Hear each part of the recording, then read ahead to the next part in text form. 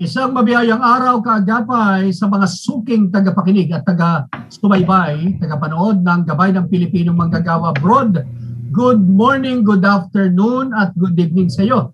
Sa mga nakikinig sa Middle East countries, Amerika, Europe at sa iba pang bahagi ng Asia, samahan niyo po kami sa loob ng isang oras dito lang po sa makabuluhang programa para sa mga overseas Filipino workers. Ito po ang inyong Kuya Joseph na bumabati ng isang magandang araw. Magandang araw sa iyo, partner Rene. Good morning. Magandang araw sa iyo, Pastor Joe. Ito po ang inyong lingkod, si Pastor Kuya Rene Bunsoy. Magandang araw din sa 1143 DZMR, Santiago, Isabela. Happy listening din sa mga nasa 1233 DYDS Bacolod at sa kanilang mga production staff on duty. Aba kumusta kayo riyan? Sana kayo ay nasa magandang kalagayan.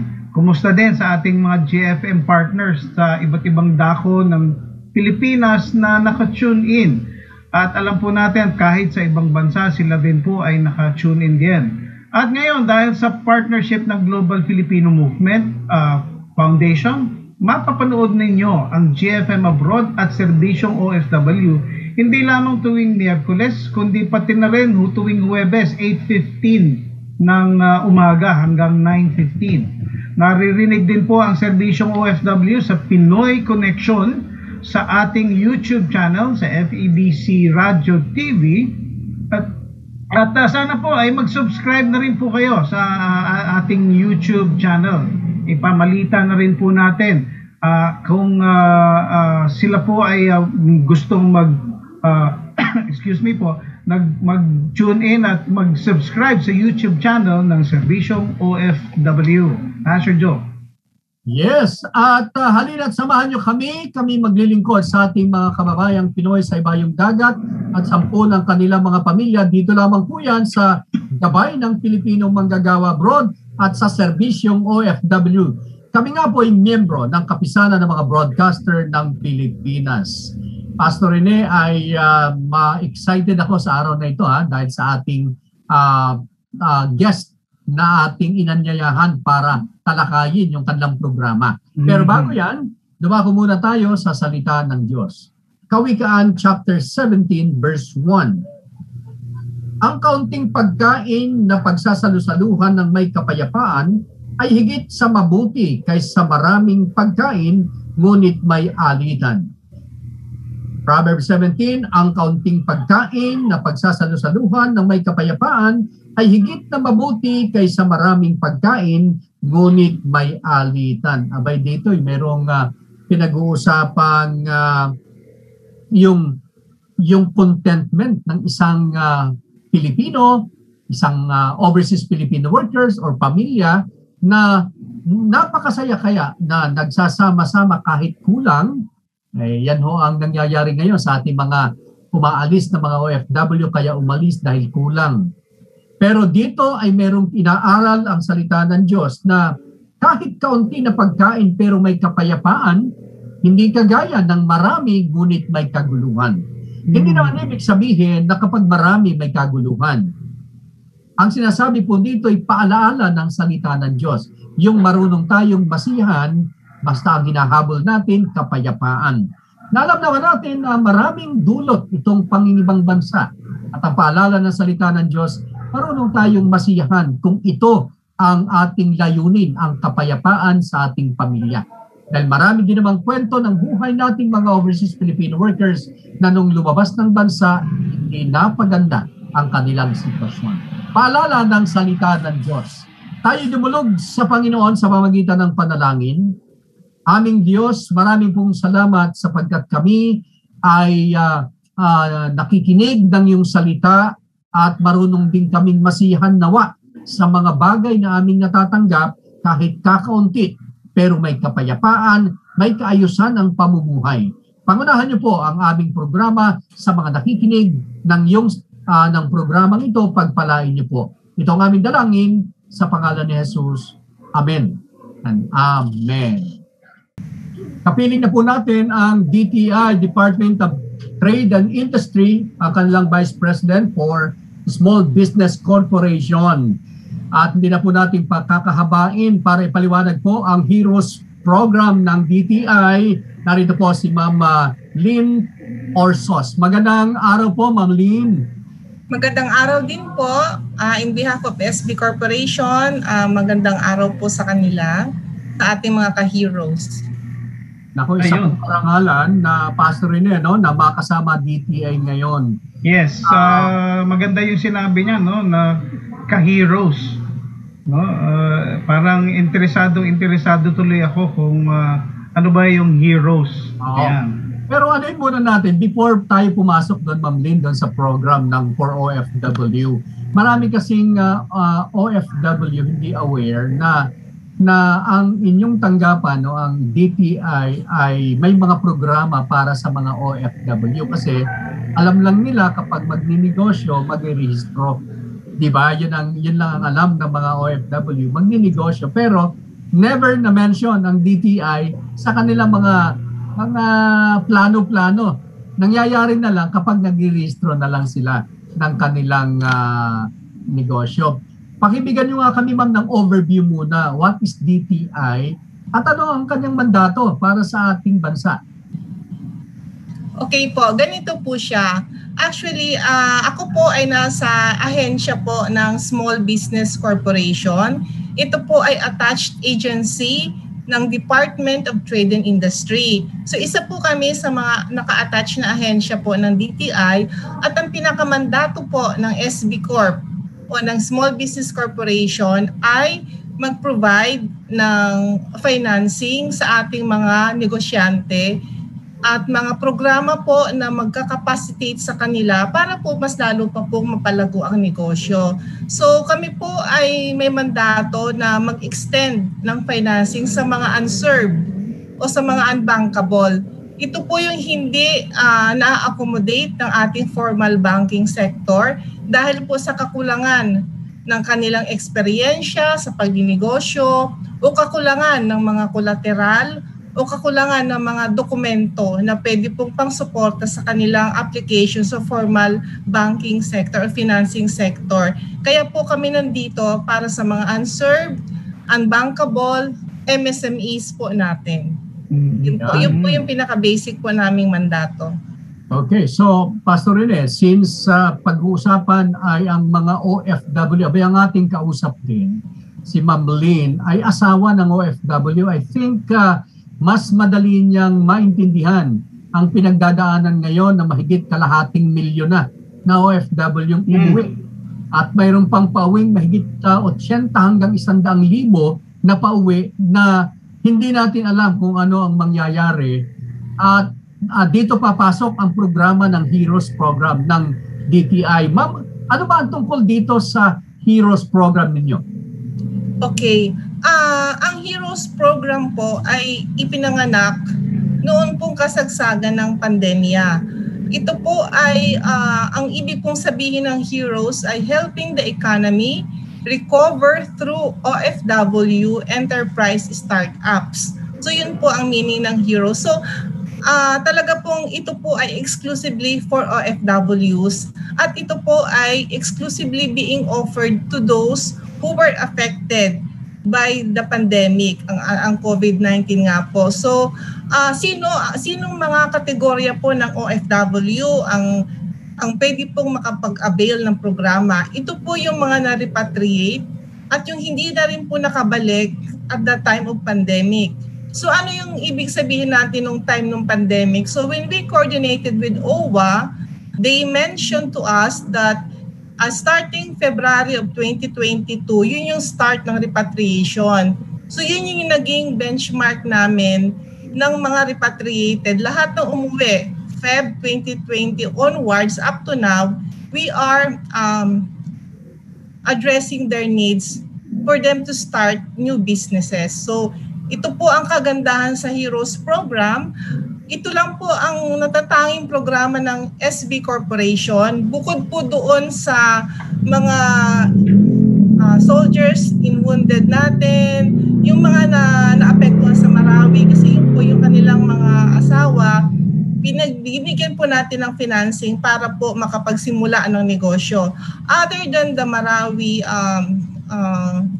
incident, ang isang programa lang po na inaalaw namin ang startup, yung wala pa talagang nasimulan, walang history sa pagmamanage ng negosyo ay heroes po. Kasi lahat po ng programa ng SB Corp ay may requirement na at least 2 years ka nang nag-ooperate ng negosyo. So ibig sabihin noon, meron ka ng eksperyensya sa pagninegosyo. Unlike sa heroes, ito po ay talagang zero background sa negosyo. So we'll start from zero. So ito po ang kagandahan. At siguro later, as I explain the program, makikita pa po ninyo yung ibang pagkakaiba ng heroes sa ibang financing program po ng SB Corp. May mga benepisyo po at pribilehiyo ang ating mga ka-heroes pag sila po ay nag-avail ng heroes program. Parang very intriguing, Ma'am Lynn, ano? Kasi nung nagsasabi kayo na startup ito at sabi nyo unbankable, yung mga hindi na approvehan ng mga parang approved na mga bank ng loans, ano? Parang hindi po ba risky yung pag-avail nito or pagbibigay ninyo nito? Okay po, sir. Ganito po siya. Alam po natin kung paano po ang mahirap magsimula at saka lalo na sa talagang hindi entrepreneur. Kasi ang ating mga ka-heroes ay talagang employer-employee relationship. Yan, parang nasanay sila being an employee. So iba yung mindset pag ikaw ay entrepreneur. So ang Heroes program po ay may dalawang components. Ito po yung aming ipinagmamalaki sa programa ng Heroes dahil bago ka po magsimula magnegosyo, ine-expose po namin ang ating mga ka-heroes sa isang training kung saan ito po ay free at ito po ay online just to empower them, i-capacitate sila, iset yung kanilang isip kung paano ang tamang pagninegosyo, ano yung naaangkop na negosyo sa kanila, pag kumbaga madidiscover nila from within, ito pala yung passion ko na negosyo. Ito pala yung angkop sa lugar ko. So doon po sa training na yon, mabubuksan ang kaisipan nila at kaalaman at the same time ng tamang paraan ng pagninegosyo dahil ang mga trainers po natin doon ay mga existing entrepreneurs na po. So what they will be teaching ay based on their experience. So pag natapos po nila yung training na yon, that's the time that the financing will come in. So, ibig sabihin, nakapacitate mo sila, na-empower mo sila, then the Heroes loan program will be made available to our ka-heroes. Ganun po siya. Habang nakikinig ako sa paliwanag ni Ma'am Lynn, ako parang na-imagine ko na kung dati hindi kayo pinupuntahan, ngayon mukhang mapapalapit sa inyo mga OFW kasi from the title itself, the program, helping the economy recover through OFW enterprise, ito yung startup program. Ang ibig sabihin, talagang tama sabi ni Ma'am Lynn na hindi sanay ang ating OFW na magnegosyo because what they understand is yung relationship ng employer-employee. So tauhan, magtatrabaho para sa kanyang amo. But here, to start a business is hindi ikaw ang tauhan, kundi ikaw ang amo o ikaw ang may-ari, owner ng isang negosyo. So, paano po ito Ma'am Lynn na sabi niyo pala kanina ay na-conceptualize during the time of pandemic? Ako'y sasaludo muna ako sa DTI na ngayon po ay talagang na mararamdaman kayo na hindi lang kayo nagre-rehistro ng negosyo, kundi tinutulungan nyo na magsimula ng negosyo at mayroon pang mga galing mismo sa kanila yung mga resources na pwedeng pagsimulan. Kaya maraming matutuwa po sa inyo, paabot nyo po sa inyong hepe at talagang even ako masayang-masaya na marinig ang mga bagay na ito mula sa DTI. Medyo nahuli lang kayo ng kaunti sa mga orientation namin like Nauna yung DOST at Land Bank, pero ito, panay pa utang to eh. At ang OWA is a grant, pero kadami ding mga requirement. So palagay ko, yan ang kasunod na tanong natin kay Ma'am Lynn. Ma'am Lynn, since ito'y nagsimula na, at paano ba sila mag-a-avail nitong Heroes Program? Okay, sige po. Ito na po yung simula ng ating journey sa Heroes Program. Gaya po ng nasabi ko po earlier, we want to empower our heroes. So, unang-una po nilang gagawin ay magre-rehistro sila sa training po na ginaganap po ng Philippine Trade Training Center o PTTC. Ito po ay sister agency din namin. Under din po sila ng DTI. So, ito po ay online training. Actually, ito po ay isang araw lang po na training. Dati po, ito po ay 3 araw. Pero para po mapabilis yung pag-secure nila ng funding para po sa Heroes, ano po namin sila, na i-adjust po namin na 1 day na lang, then the next day would be a one-on-one consultation with the trainers. So, a-attend po sila ng training na ito at meron lang po silang i-comply ng mga requirements na i-require ng PTTC. After that, they will now have an access to the Heroes Program through the training certificate number na ibibigay po sa kanila. Pag nakuha na po nila yon, papasok na sila ngayon sa link naman ng Heroes Program. Ang una nilang iisipin ay, naku, loan yan. Baka naman isang buong coupon band ang listahan ng mga requirements. So, sabi ko nga po kanina, ang Heroes Program ay napaka-espesyal.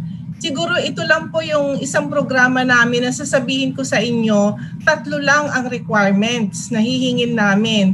And take note, sa 3 na yon, isa lang ang talagang pag-uukulan ng konting panahon ng ating mga ka-heroes na i-comply. Ano yung 3 requirements? Unang-una, since siya ay OFW, automatic may pasaporte siya. So, i-upload po niya yung copy ng front page ng passport at yung last page kung saan mayroong date na sila po ay nakabalik ng Pilipinas. That's the first requirement. Second requirement is the submission ng business model canvas wherein ito po ay output nila sa training. So, ang mangyayari lang po, i-upload lang nila yon kasi nasa kanila na po yon.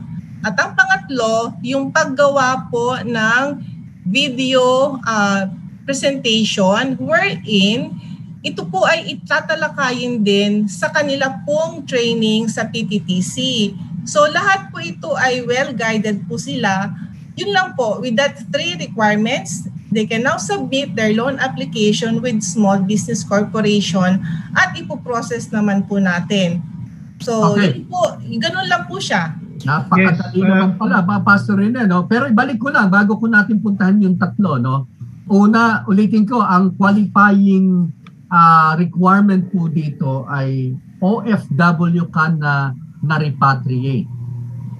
Pangalawa, ibig sabihin, napauwi ka ng ating pamahalaan sa programa ng repatriation through OWA or DOLE OWA or DFA UMWA. Ayan, UMWA Polo. So yung mga ahensyang yan. Pangalawa, hindi ka na-deploy. Ikaw na mayroong OEC pero hindi ka na-deploy. Tama po bang understanding ko, Ma'am Lynn? Hindi siya napaalis. Hindi po siya nakaalis. Nakaalis dahil sa balik COVID. Na siya doon. Hindi siya nakabalik because of the pandemic. It's either nandito po siya dahil bakasyon lang po siya, or finish contract siya, i-renew yung contract niya, hindi na siya nakabalik, or may bago siyang kontrata, kumbaga medyo matagal na siya nandito, pero siya ay nagkaroon ng kontrata, bigla namang tinamaan ng pandemya, so hindi na rin po siya nakabalik. So hindi kasama dyan, Ma'am Lynn, hindi kasama dyan yung tapos na yung kontrata pero wala nang na-sign na bagong contract, talagang finish contract lang. So kasama ba sila o hindi? Ang presumption po naman namin dyan ay kung sila po ay umuwi dahil finish contract, chances are babalik din sila. Ayun. Para po magkaroon po ng pangkabuhayan. Okay. So we allow them kasi ano naman po ang pagkakakitaan nila kung hindi po sila babalik. Oo, kasi yung mga ibang programa, Pastor Rene, yung mga ibang programa like hindi ko nababanggitin ang ating mga orientation, mga nakakaraan, ang applicant nila, beneficiary nila ay dapat 3 years pa lang nasa bansa. Ibig sabihin, nakauwi siya ng Pilipinas 3 taon. So ang bilang niyan 2019, 2020, 2021. Yung pinapayagan nila. Pero dito, yes po. Makasabat lang po ako. Kung 2019 po siya bumalik ng Pilipinas, medyo matagal na po yun para po siya ay kasi po ang ano naman natin kung 2019 siya nakabalik, ang assumption namin meron na siyang pinagkakakitaan. Opo. Except kung on ganitong 2020 ay nagkaroon siya ng tsansa na makakuha ng bagong trabaho abroad, na meron po siya mapapakita sa amin. Kasi pag hiningi namin yung pasaporte niya, syempre yung date of return niya, medyo matagal na po, before pandemic pa po yun. So Ma'am Lynn, parang ang na-pick up ko doon, Pastor Joe, is that yung heroes kasi ay sabi nga niya, ipinanganak ito during the time of pandemic. So specifically, ang coverage, correct me if I'm wrong, February 22, 2020 and onwards. Yung tama po, no? Yes po, tama po. Yes, so ibig sabihin, ito is specifically doon sa naapektuhan ng pandemya, whereas yung iba naman na pinag-usapan natin, Pastor Joe, is meron din naman silang objective kung bakit way back hanggang 2019 or 2018. Okay. Pero let's zero in dito. Magpo-provide ng training simula, and this is one day, ano po, ano? One day po siya, sir, kasi po yung second day, it's more on consultation. Yes. One-on-one consultation with the trainers. Correct.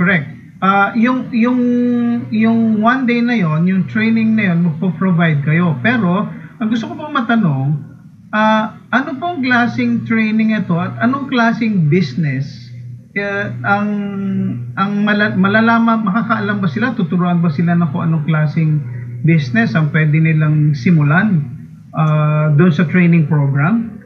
Okay. Ganito po siya. Ang ating training na one day ay may 5 to 7 modules po yan.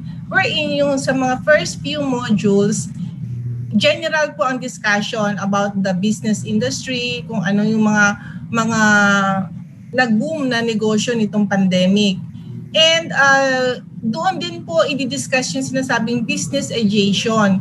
Kung baga, bibigyan na sila ngayon ng idea kung ano yung mga businesses na tumatakbo sa ating bansa, ano yung sitwasyon ng mga businesses na yon, ano yung mga dying industry, ano yung mga nagbo-boom na industry. So may background po na ganon. Then after that, meron pong mga question and answer with the trainer, and magkakaroon po ngayon ng mga by room na po ang discussion kung anong industry yung pipiliin mo. Halimbawa, gusto mo sa food industry, so very specific yung trainer sa food industry. Kung gusto mo naman ng agri-related industry, meron din pong speaker. Kung baga papasok ka kung saang room ka, kung gustong magnegosyo, para very specific ang discussion. Kung gusto mo ng manufacturing, meron din pong magdi-discuss. Pero sa simula po, general po muna ang discussion, paano gumawa ng simple financial statement na hindi mo na kailangan mag-hire ng accountant, kaya mong basahin ang financials ng iyong negosyo. So yun po yung, kumbaga, kung titingnan mo siya actually, ang training na ito dapat ay 1 month kung tutuusin. Yes. Kaya lang, sino naman ang, kumbaga, ang tagal bago ka makapagsimula. So ang ginawa namin, kinumpress po namin yung mga topics at yung trainers naman natin talagang ginawa nila lahat ng paraan. Yung financial aspect, dinidiscuss nila in less than an hour na sa iba, isang buong araw po yan. So ganun po siya ka-compress, but the output is very encouraging dahil pag gumagawa po sila ng business pitch, doon mo makikita yung naging epekto sa kanila ng training. Na ito yung mga walang alam sa negosyo. Pero pag nagsalita na sila, dahil sa training na yon, mararamdaman mo na meron ng interest, meron ng passion, meron ng commitment to really go into business. So yun po yung kagandahan ng ating training online. Ayun, tinanong ko yun, Pastor Joe, kasi isang OFW na mag-avail ng programa ay walang kaalam-alam sa business. Pero gusto niya kasing magsimula tapos nalaman niya itong DTI at yung Heroes program. Kinakailangan niya kasing maging interesado at the same time ay yung program na i-offer ay talagang mag-equip. I think ang ginamit na word kanina ay magkakapacitate para sila ay magkaroon ng anong tawag dyan, bala para makipaglaban sila dito sa pandemyang ito at para matulungan naman sila doon sa kanilang sitwasyon, di po ba? Opo. Kasi ang concern ng mga OFW ay galing ibang bansa, nawala ng trabaho, dumating ng Pilipinas. Ang tanong nila, ano ang programa ng gobyerno para sa kanila? Kaya kalimitan ngayon ng ating mga overseas Filipino workers, ayuda ang hinihingi in terms of money. Kasi yun nga naman ang madaling gamitin agad. Kumbaga, nandiyan na. No? Pero dito, tinitingnan ng DTI kung paano i-capacitate yung perspective din ng ating mga overseas Filipino workers na ito, naalala ko yung Proverbs, Pastor Rene, na di ba yung kapag may humingi ng isda, wag bigyan ng isda, bagkus turo ang mangisda. So I think ito ang katotohanan dito na ang DTI ay halos ininibigay na Pero in terms of training, capacitating, kailangan lang, binanggit ni Ma'am Malin kanina, yung commitment, yung interest, yun yung passion Yung, ang tawag dyan, Pastor Rene, alam ba kung anong ang Tagalog ng passion? Nasabi nila, gigil. No? May gigil. Yung gigil nila naroon sa isang bagay, napapasukin nila. And of course, malaking bagay na hindi na natin, kumbaga, kahit wala na yung kasanayan, because DTI can give that training and capacitating the individual. Tama. Kaya maganda. And siguro punta tayo sa second part nung program kasi yung first part is your training and capacitating. Now, natapos po nila yung isang araw na training na yun. And the second day, sabi niyo po, patungkol naman dun sa financing. Pakidiscuss po sa amin at doon sa ating nakikinig para malaman po nila yung tungkol doon. Okay. Pagkakuha po nila ng kanilang training certificate number, kasi yun po yung proof na sila po ay nakatapos ng training sa PTTC, yun po ang magiging password nila. Kasi po papasok sila sa link ng SB Corp na Heroes. So bago po sila makapasok doon, hihingan sila ng pinaka-password. So yun pong training certificate number ang kanila magiging pasaporte para po maka-access sa programa ng Heroes. So pag nakapasok po sila doon, yun, makakapag-apply na po sila, online po lahat yun, wala po silang kailangang puntahan para po sila mag-fill up ng application form. Then papasok na po yun sa sistema namin para po siya namin ma-evaluate din. And wala po kaming gagawin na visit sa kliyente. So lahat po ibabase namin sa sinabit nilang business sa video presentation nila. So kung paano nila po present ang kanilang proposal, doon po namin siya i-evaluate. sabi ko nga po kanina, napaka-privilege ng mga ka-heroes natin dahil ang programa po ng Heroes program natin, ang Heroes program ay may mga talagang naiibang benepisyo po. Unang-una, ito po ay nagsisimula sa 30,000 up to 100,000 na loan para sa mga ka-heroes natin. Pangalawa, ito ay loan pero ito ay walang interest. So ito po ay hindi po kami mag-charge ng interest rate. Di gaya po ng iba namin mga programa na meron pong interest rate o dumababa lang naman po. Ang mababa siya kumpara po sa ating mga nakikitang programa dyan, lalo na kung magpa 5-6 tayo, that's 20% per month. So si Heroes program, it's non-interest financing except that meron lang po kaming kukolektahin na service fee which is very minimal at one time lang po yun at hindi na po nila kailangan pong mag-shell out from their own pockets dahil ibabawas lang po ito sa loan na makukuha nila sa amin. Pangatlo, since ito po ay start-up, so nagsisimula kang magtayo ng negosyo, inisip ng SB Corporation na talagang maasista ng mga ka-heroes natin, meron pong grace period kaming binigay sa pagbabalik po ng kapital na pinahiram namin. So ang grace period na ito na nagre-range from 3 months up to 12 months. So ito yung panahon na hindi pa nila kailangan pong magbayad ng kanilang monthly amortization para po mas lalo pa po nilang makabisa, mag-operate at makapag-generate po ng stable na income ang negosyong nasimulan nila. So, di ba po napaka-luwag at napaka-gandang programa sa mga ka-heroes natin na you are given enough time to really make sure na yung business mo ay talagang magra-run na at mag-ooperate smoothly before you start paying us. Unlike with the other financing na 30 days after you have to start your monthly amortization. So with Heroes, meron po tayong 3 months to 12 months, depende sa term na pipiliin natin, as grace period. Wala po muna ibabalik sa amin. So yun po yung mga basic po na mga features ng ating programa na I'm sure napakaganda pong pribilehiyo sa ating mga ka-hero. Yun.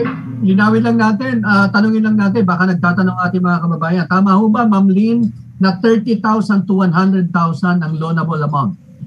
Opo, from 30,000 to 100,000 po. At i-highlight ko na rin po, mga sirs, na once this is a good stepping stone sa isang entrepreneur to be. Now, once you're able to have this kind of credit experience with us, you can now access with the other programs po ng SB Corporation after some time. Kasi meron ka ng track record sa amin. So, pwede ka nang mag-avail in the future ng ibang programa ng SB Corp offering bigger amount.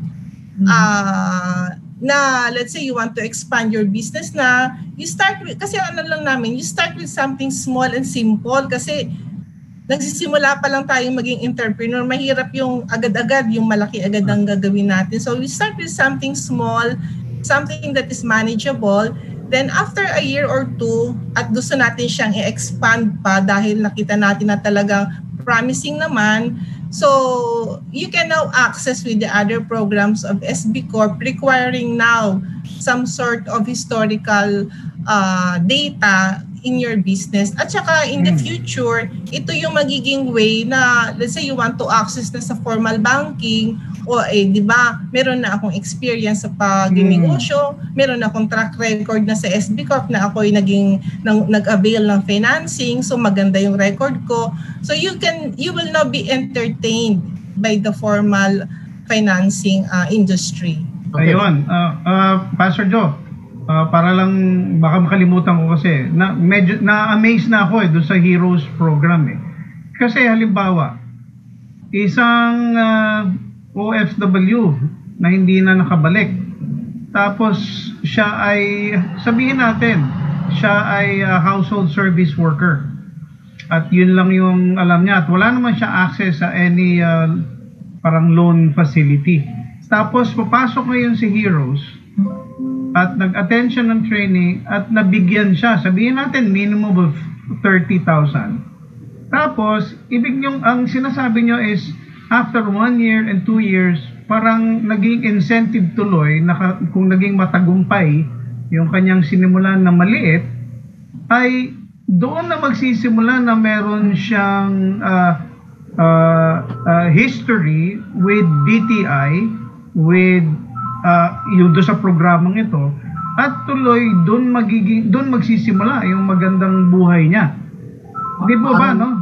Parang pastor, parang pasaporte nila ito ngayon, yung experience niya dito sa maliit na negosyong sisimulan sa pag-level up ng kanyang negosyo, at ang facility ng DTI ay available para sa kanya. Of course, mas bigger account. Tama ba, Ma'am Lynn? Yes, actually, very inspiring po yung, meron na po kasi tayong mga naging beneficiaries ng Heroes Program since 2020 at saka ngayon pong 2021. And nakaka-touch po talaga ako. Yun ang pinaka-reward ko na lang sa lahat po ng napoprocess namin. Yung ikikwento sa akin, yung naging experience nila upon availment po ng programa. Isang classic example na talagang sa first batch po ito ng mga ka-heroes natin. Yung sinabi po ni Brother Rene na siya po ay household worker abroad. So, nag-apply siya ng programa ng Heroes for a 30,000 loan. Minimum lang po ang kanyang in-applyan. At ang kanyang proyekto ay paggawa ng fresh lumpia. It's a simple business. Homemade lang po siya. So, nagsimula siya gumawa ng fresh lumpia. Dinideliver niya sa mga kapitbahay. Mayroon siyang signage. And I was touched when I asked her after a month, kasi nakita ko yung mga posting sa Facebook na marami na siyang orders. Tapos, tinawagan ko siya, sabi ko, magki-Christmas naman, try mong gumawa ng leche plan na may ube. Parang gawin mo siyang dagdag mo sa mga sa mga paninda mo. Kasi para at least, diba, marami kang offerings. Tapos, after siguro some weeks, nag-feedback siya sa akin, sabi niya na, ma'am, hindi ko na po ngayon maintindihan ang gagawin ko kasi meron pong nag-order na sa akin yung dough, yung sa fresh lumpia, yung pinaka-cover talaga niya. Pinaproduce siya ng ilang hundreds every day. Doon pa lang sa wrapper na yon. So parang may sure market na siya. So doon sabi ko, so talaga sabi niya, hindi doon niya maisip na aabot siya sa ganong stage na nung gumawa siya ng business pitch, silang mag-ina yung nagtulong, pinipicturean siya sa cellphone para lang gumawa magbigay ng requirement na yon. And ngayon, nararamdaman ko na talagang she's meant to really grow, and talagang tuwan-tuwa po ako sa ganung story. It's a simple story, and yet ang impact noon sa amin na mga nagbibigay ng programa ganito ay napakalaki dahil nakakaramdam kami na we made something for these ka-heroes natin. And this is just one of the stories. Marami po mga storya na sa ganung paraan nakikita namin na talaga pong may silbi yung programa sa ating mga OFWs. Okay. Pastor Rene, dagdag ko na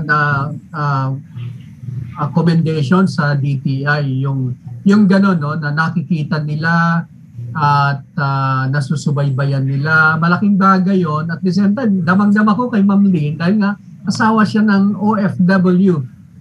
Kulang na lang umiyak, yung kanyang puso ay kasama sa ating kwentuhan. At talagang ako'y humahanga na nakakarating doon sa baba. Kasi you mentioned about domestic worker, ayan ang pinaka-affected na sektor nito sa pag-uwi nitong itong nakaraang 2020. At ang napansin ko din lang, Pastor Rene, as I observed na hindi group business o hindi group individual ito. Individual. Abay, marami na akong nasa isip tumatakbo ko na sa isip ko yung mga kapatiran na kauuwi dahil sa itong 2020 lamang. Ipapaliwanag ko na itong napag-usapan natin na may programa ang DTI at marami pang programa na kasunod kapag napaunlad. Kasi may kapatiran kaming nagtitinda ng kung ano-ano, pero nabibenta yung kanyang mga tinitinda. Walang puunang malaki. Parang, actually, parang Bombay pa ata nangungutang. Pero ito na ang pagkakataon na talaga marinig. Kaya doon sa mga nakasubaybay po sa ating programa sa Gabay ng Pilipino Manggagawa Abroad at sa 702 DCAS Servisyong OFW. Abay, pamalita na po natin, ang DTI ay merong Heroes Program para sa mga umuwi noong 2020, February 2020 hanggang sa kasalukuyan. At yung mahigit 100,000 na dadating. Sa huling bahagi, Pastor Joe, para hindi natin makalimutan. So, nalaman na natin yung training at capacitating part. And then yung financing, alam natin na 30,000 hanggang 100,000 ang pwedeng i-avail. Ngayon, paano yung proseso, Ma'am Lynn? Pwede nyo po bang sabihin sa kanila kung mag-a-apply sila, interesado na sila at gusto nilang ma-avail ito, sabihin nyo po sa amin kung paano sila yung proseso na mismo, kung paano sila po ba itatawag o sila po ba ipupunta sa website, paano po yung process na yon, yung last part na yon? Ganito po siya, sir. Ibibigay ko po sa inyo yung, kasi may link, unang-una yung link para sa training. Dapat yun po muna ang makuha nila para po sila magpaparegister sila sa training. So after the training, saka po sila pupunta ngayon sa link naman ng Heroes Program para mag-apply na po online. Okay. Actually po, during the training, nandun din po ako. Kasi during the training, i-explain ko sa kanila yung programa at ibibigay ko po sa kanila yung link para po makapag-apply po sa Heroes Program. Okay. At ito ay parte po ng training na makikita nila doon lahat ng contact details. So, ang dapat lang muna nilang gawin ngayon is makapag-register po para po sa training dahil yun po yung step 1 para po makapag-avail tayo ng Heroes. Yes, ma'am. So, saan po sila pupunta para mag-register doon sa Heroes Program? Kasi ang link po kasi medyo mahaba yun. Okay lang po bang ibigay ko sa inyo later para po ma-flash na lang? Sige po. Okay kasi po. Pag nagkamali tayo ng isang letra, baka hindi rin sila makapasok. So, ibigay ko po sa inyo yung link para ma-flash na lang po natin. Bago yung link, Pastor Rene, ito kasi ang tanong. Siyempre, nasa Metro Manila tayo eh. Maraming gustong magnegosyo ng maliliit na negosyo sa mga probinsya. Ang tanong, sa mga regions na malayo sila sa Metro Manila, kasi tayo nagkakwentuhan, may internet dito, sa probinsya, ano ang ginagawa ng DTI, particular sa inyong tanggapan, sa mga regions? Do you have regional offices na doon sila mag-i-inquire kung hindi maka-enter doon sa link? Paano kaya yun, ma'am? Anong ating solusyon doon? Anong ating effort doon? Okay, salamat po sa tanong na yan para maliwanagan natin ang mga, siguro nasa isip din po ng mga ka-heroes natin. Yung link po na ibibigay namin ay pwede nyo ma-access anywhere in the Philippines, anywhere even outside of the Philippines kasi po ito ay online. So kahit kayo nasa Saudi, kahit kayo'y nasa Britain, kasi po sa totoo lang po, nung nag-training ang PTTC, mayroon po tayong mga training na nasa abroad pa. Ayun. Na sila po ay pauwi na. So, bago sila umuwi, sila'y umattend, sila'y nag-register. So, sila'y naka-attend po ng training. So, pagdating nila dito, nag-apply na lang sila. Kasi tapos silang umattend ng training. So, worldwide, kahit nasaan kang parte ng mundo, ikaw po ay pwedeng maka-access ng training through the link that we will provide. Correct. So, ibig sabihin pala, kahit na nasa ibang bansa pa si OFW, pwede niya nang i-avail ito. Opo, basta lang po ang ano doon, anytime soon, pauwi na po siya kasi baka mamaya mo matagal pa rin siya uuwi. Hindi pa rin siya makakapag-apply kasi dapat pa nag-apply siya, andito na po siya sa Pilipinas. So yan ang ipapaliwanag natin pag kami magtanong na pwedeng nasa abroad pa siya pero anytime siya ay dapat malapit nang bumalik. Kasi dapat and I'm assuming na si OFW dapat ang mag-apply ng loan nito. Di po ba?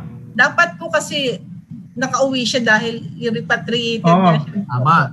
Okay, so presently, ibig sabihin, ready na for repat ito, Pastor Joe. Yes. At nag-avail siya, nandoon pa siya. Naandun na sa mga accommodation ng ating embassy, naroon sa accommodation ng mga agency na nag-apply na sa Oasis. Pwede. Yung link na yon para sa DOLE at sila ay anytime pwedeng lumipad ng Pilipinas. Yun yung sinasabi ni Ma'am Lynn na pwede pa rin. Yes. Mahalaga nakapasok na sila doon sa link na yon para nagpo-process na sila o nag-undergo sila ng training. Tama ba? Kahit naroon pa, pwede na yon, Ma'am Lynn, kahit naroon pa? Yeah. Pwede na po silang umattend ng training provided they are about to go home and be repatriated. Oo. Naghihintay na lang na kanilang flight, naghihintay na lang ng repatriation kasi may mga ticket na, may date na yung ticket. So anytime, doon sa PETSA. Okay. Ayan. So ibig sabihin talagang yun ang qualified. Now, and then tuloy-tuloy na yung proseso na yun. Nagdi po ba, Ma'am Lynn? Pagka nakapasok sila dun sa link na yon, mag-training sila, mabigyan sila ng certificate bago pa sila makapag-apply nung loan na yon. So may proseso talaga, mga kabayan, mga kaagapay. Kasi ang maganda lang kasi dito, Pastor Joe, is that talagang kakaiba ito eh. Na-amaze talaga ako eh. Talagang nadarama ko yung programa na to, may puso eh. Ay ikaw, hindi ka qualified dyan, Pastor Rene. Mas excited itong mga OFW ngayon na qualified sa program. Na-excite ako. Na-excite ako para sa kanila. Yun. Na-excite ako para sa kanila. Ayun, siguro sa pagtatapos, hingan natin ng mensahe, Ma'am Lynn, ano po ang mensahe nyo doon sa mga OFWs? Lalong-lalo na yung mga naapektuhan ng pandemic. Para sabihin na natin, i-pitch nyo po ito pong Heroes Program sa kanila. Ako po, ang mensahe ko lang naman po ay, although andito na po ang pandemic, hindi natin siya naiwasan at hindi natin siya naiiwasan pa until now. But sa mga ka-heroes natin, yung importansya na makasama mo ang pamilya mo is one of the, siguro lahat naman tayo ng mga OFWs. Ako, I consider myself, even asawa lang po ako ng dating OFW, ang struggle ko, ang journey ko is also that of an OFW dahil mas mahaba pa yung panahon na nasa labas po ang aking asawa kaysa yung panahon na siya ay nasa piling namin ng kanyang mga anak. So, this is, hindi ko naman sinasabing best time kasi parang because of the pandemic, nagkaroon tayo ng programa. But take advantage of this program because this might be the start of a more challenging journey na kasama ninyo ang pamilya. The maximum loan of 100,000 may not be that big para po doon sa mga kumikita ng 100, isang buwan. Sa mga seafarers na normally ang sweldo ay more than 100,000 a month. But kung ang we start with something small, wag po kayong ma-discourage na ang na-approve sa inyo ay 50,000 o 100,000 being the maximum loan. Kasi po, mas maganda magsimula tayo sa maliit. At pag nakita naman namin na talagang napunta sa negosyo yung aming pong pinahiram, go back to us. Tell us ano yung kailangan pa po ninyo for expansion, for additional loan. Then we will discuss it among ourselves how we will further assist you. Right. Ang importante lang, yung pananaw natin sa buhay na ito yung pagkakataon na pwede nating i-take advantage para magkaroon tayo ng mas mahabang panahon sa ating pamilya, and who knows, hindi na natin kailangang umalis kung maging stable man ang negosyo natin dito. In the event na since startup nga po ito, na kukulangin pa rin yung ating pong kapital sa negosyo, at least yung maiiwan natin dito, yung ating asawa o yung ating anak, pwede niyang ituloy yung nasimulan ninyong negosyo. And maybe, kumbaga, isang biyahe na lang si tatay, pwede nang mag-retire kasi nga meron ng negosyo na pwede naming ituloy-tuloy habang siya ay wala. Unlike in the past na asa lang kami lahat sa allotment.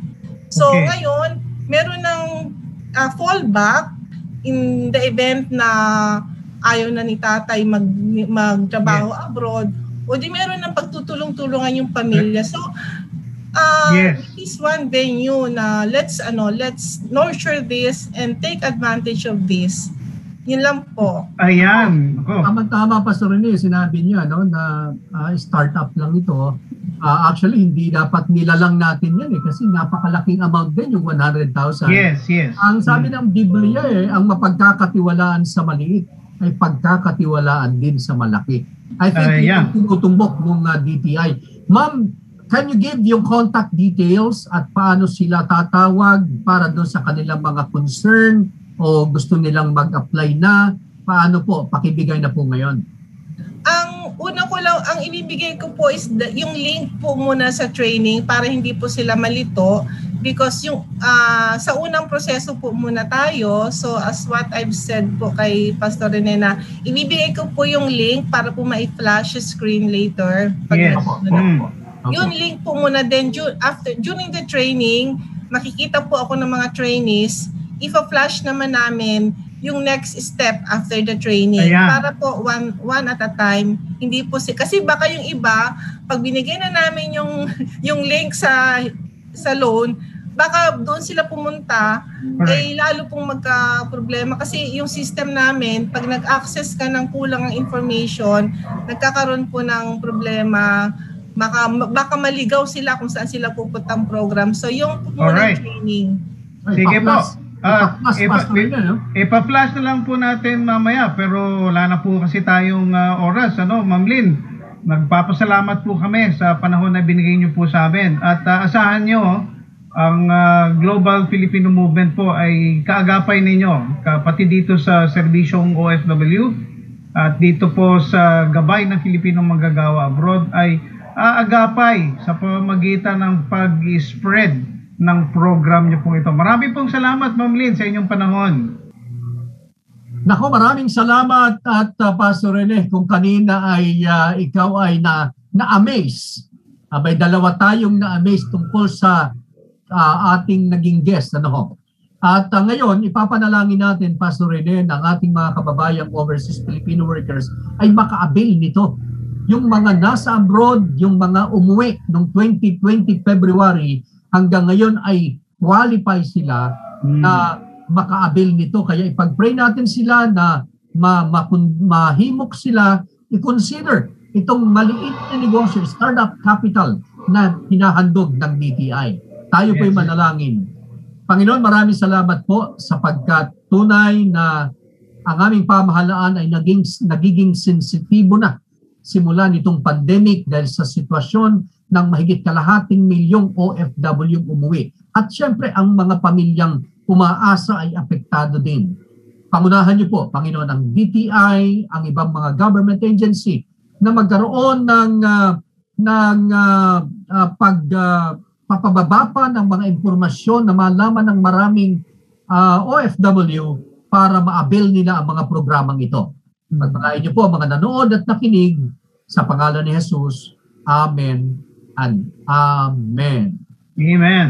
Kung mayroon pa po kayong ibang OFW concern, maaari kang magbigay ng mensahe sa Facebook page ng The Global Filipino Movement Foundation Incorporated at sa 702 DZS, FEBC Radio, TV, FB. Pagkarinigan po muli tayo bukas para sa isa na namang edisyon ng Gabay ng Pilipino Manggagawa Abroad o sa Miyerkules at sa Serbisyong OFW. Kasama pa rin ang inyong mga lingkod. Maraming salamat sa inyong pagsama sa amin. Ako po ang inyong kuya sa Serbisyong OFW at gabay ng Pilipino manggagawa abroad, Joby Asong. At ako naman po ang inyong kuya na si Pastor Rene Bunsoy na nagsasabi pagpalain ng Diyos ang ating mga OFWs at ang kanilang mga pamilya. God bless po. God bless po. God bless sa inyong lahat.